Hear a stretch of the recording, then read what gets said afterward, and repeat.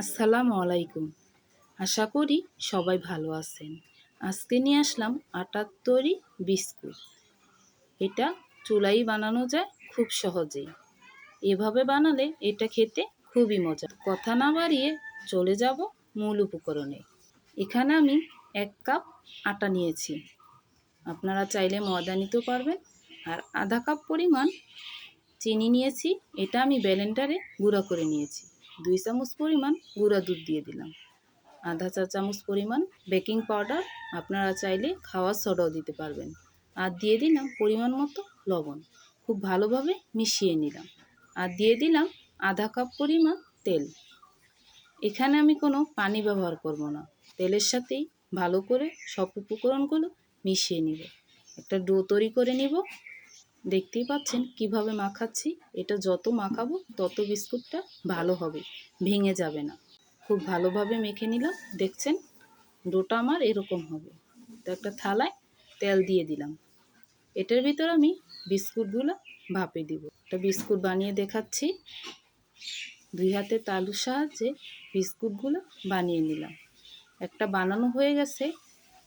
এভাবে আমি আরেকটি বানিয়ে দেখাচ্ছি। তো বিস্কুটগুলো আমার বানানো হয়ে গেছে। এর ভিতর আমি কিশমিশ দিয়ে দিব। আপনারা চাইলে বাদামও দিতে পারবেন।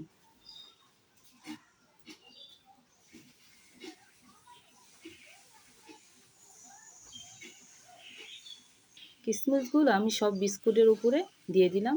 এখানে আগের থেকে ফ্রাই প্যানে বালু বসিয়ে দিয়েছি। তো থালাটা বসিয়ে দিলাম। ঢাকনা দিয়ে ঢেকে আমি 20 মিনিট ভাপে দিব। চলে আসলাম 20 মিনিট পর। দেখুন বিস্কুটগুলো একদম রেডি। ফুলে একটার সাথে আরেকটা লেগে গেছে, হাতের সাথে লাগে না। বিস্কুটগুলো আমার একদম হয়ে গেছে। তো নামিয়ে আমি ঠান্ডা করে নিলাম। চামচের পিছন সাইড দিয়ে বিস্কুটগুলো উঠিয়ে নিব। দেখাচ্ছি, নিচেও পড়ে নাই। খুব ভালোভাবে হয়েছে বিস্কুটগুলো। এগুলো খুব অল্প সময় বানানো যায়। আপনি এটা জারে করে 15 দিন সংরক্ষণ করতে পারবেন। একটার সাথে আরেকটা লেগে গেছে, ভেঙে নিচ্ছি।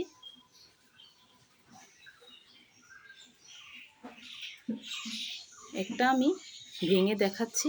দেখুন নিচেরটাও খুব ভালোভাবে হয়েছে, একদম দোকানের মতো। এভাবে বিস্কুট বানালে দোকান থেকে আর কেনা লাগবে না। তা আজ এই পর্যন্তই। ভিডিওটি ভালো লাগলে লাইক, কমেন্ট, সাবস্ক্রাইব করবেন। আল্লাহ হাফেজ।